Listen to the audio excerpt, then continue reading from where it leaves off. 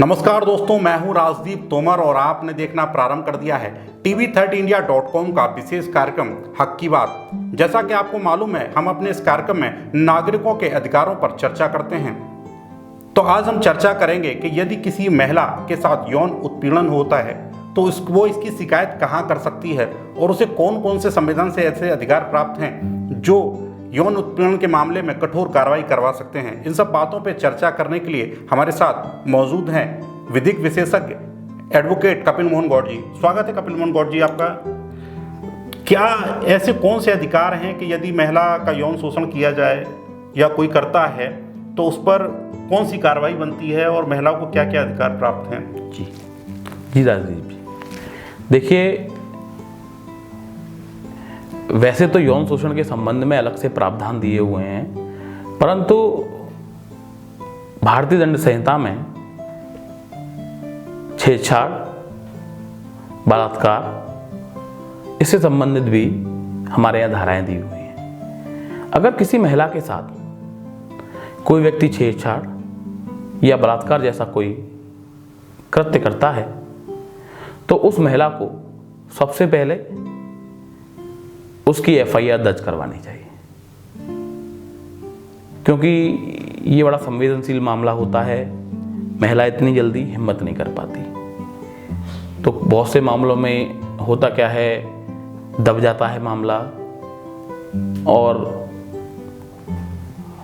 या फिर बात देर से निकल के आती है। तो अगर कहीं डिले भी होता है तो डिले को भी ये नहीं माना जाएगा कि डिले क्यों हुई, क्योंकि ये एक नेचुरल सी बात है कि समाज आज भी ये ऐसी घटना है कि समाज बड़ी बुरी दृष्टि से देखता है कि अरे इस महिला के संग बलात्कार हो गया।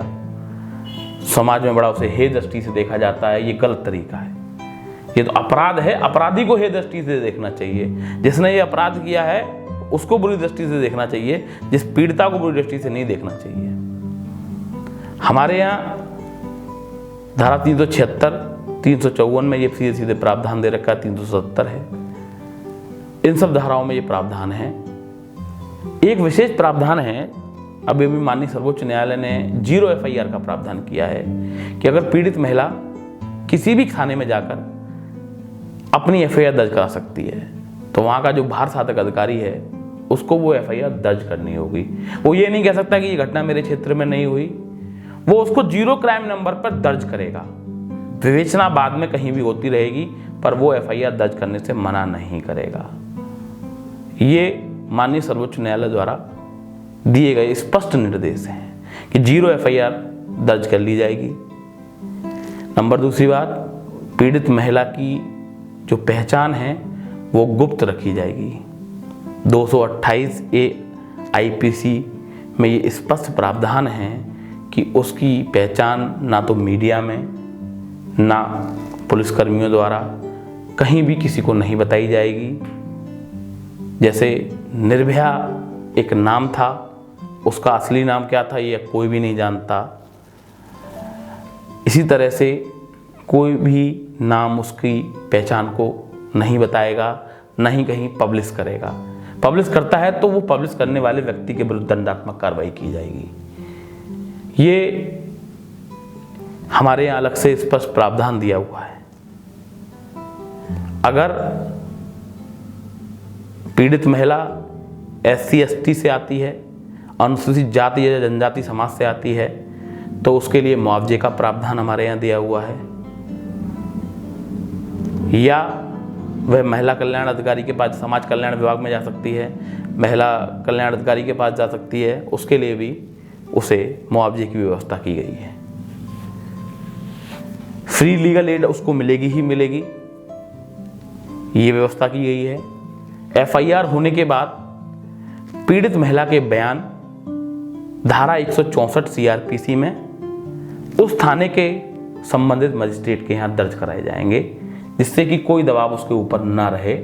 स्वतंत्र बयानों के लिए उसको मजिस्ट्रेट के समक्ष पेश किया जाएगा और ये प्रयास किया जाएगा कि वहाँ अगर कोई महिला मजिस्ट्रेट है तो उसके समक्ष उसके बयान हों, जिससे कि वो महिला कंफर्टेबल हो सके, महिला के सामने महिला मजिस्ट्रेट को ही अपनी बात बताने में कंफर्टेबल महसूस करे। और अगर महिला मजिस्ट्रेट नहीं है तो पुरुष मजिस्ट्रेट है, तो वहाँ पर एक महिला कर्मचारी उपस्थित रहेगी कोर्ट की। ये स्पष्ट निर्देश हैं। पहले तो महिला कर्मचारी, महिला पुलिस अधिकारी ही बयान नोट करेगी, महिला पुलिस अधिकारी ही उसके कांस्टेबल साथ रहेगी, वो ही उसको लेके जाएगी, महिला ही मजिस्ट्रेट उसके बयान दर्ज करेगी। इफ पॉसिबल, अगर पॉसिबिलिटी नहीं है तो वहां कोर्ट में महिला कर्मचारी बैठेगी साथ में। ये प्रयास किया जाता है और मैंडेटरी पालन भी किया जाता है, जिससे कि वो महिला अपनी बात बताने में सक्षम रहे। फिर 164 के बयानों का अवलोकन इन्वेस्टिगेशन ऑफिसर द्वारा किया जाता है। वो उसका अवलोकन करता है, उसके आधार पर अपनी कार्रवाई जारी की जाती है। और इन 164 सीआरपीसी के बयानों की सबसे ज़्यादा वैल्यू होती है। उसमें कही गई बात को सत्य माना जाता है। 164 के बयानों के आधार पर ही मुकदमे की सत्यता, क्योंकि यह माना जाता है कि वो बयान बिना किसी दबाव में दिए गए हैं। तो महिलाओं को विशेष अधिकार दिए हुए हैं रेप के मामलों में। और इसका दुरुपयोग, देखिए मैं थोड़ा सा हटके भी कहना चाहता हूं, ऐसा नहीं है, हम सब चीज देखते हैं। रेप की जो असली विक्टिम है, असली विक्टिम तक तो न्याय व्यवस्था या पुलिस व्यवस्था पहुंचने में बहुत कम सक्षम रहती है। आज के ज़माने में इसका मिसयूज भी बहुत हो रहा है।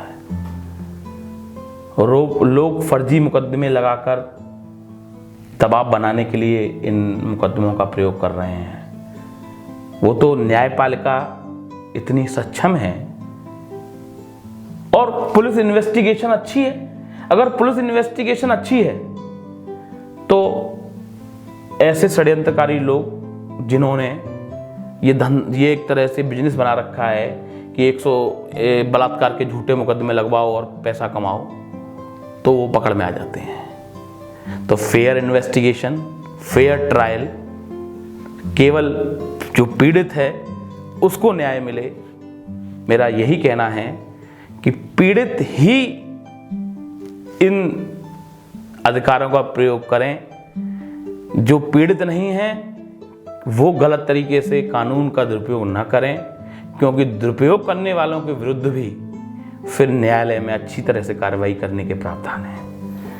बहुत महत्वपूर्ण जानकारी बताई कपिल मोहन गौड़ जी ने कि अगर कोई, जैसे कानून जो है उसका वो उपयोग करने के लिए लोगों को अपने अधिकारों के लिए बनाए गए हैं, लेकिन बहुत लोग इसका दुरुपयोग भी करते हैं। लेकिन कोर्ट इन सब चीज़ों को भी ध्यान में रखता है कि अगर कोई दुरुपयोग करता है तो उनके खिलाफ भी कार्रवाई करने के बहुत सारे प्रावधान हैं जो हमारे संविधान द्वारा बनाए गए हैं। बहुत महत्वपूर्ण जानकारी थी हमारे दर्शकों के लिए, और इस एपिसोड में इतना ही। हम अपने अगले एपिसोड में आपके लिए और भी बहुत सारी महत्वपूर्ण जानकारियाँ लेकर आएंगे। और हाँ, अगर आपका कोई सवाल है तो आप हमें लिख भेजें आपकी टीवी स्क्रीन या मोबाइल स्क्रीन के नीचे चल रहे नंबर और मेल आईडी पर, या फिर अगर आप मोबाइल पर हमें देख रहे हैं तो हमारे कमेंट सेक्शन के बॉक्स में लिख सकते हैं अपने सवाल को। हम अपने अगले एपिसोड में आपके सवाल को सम्मिलित करने का प्रयास करेंगे और हमारे एक्सपर्ट द्वारा उनके जवाब दिए जाएंगे। तब तक के लिए आप देखते रहिए TV13India.com। नमस्कार।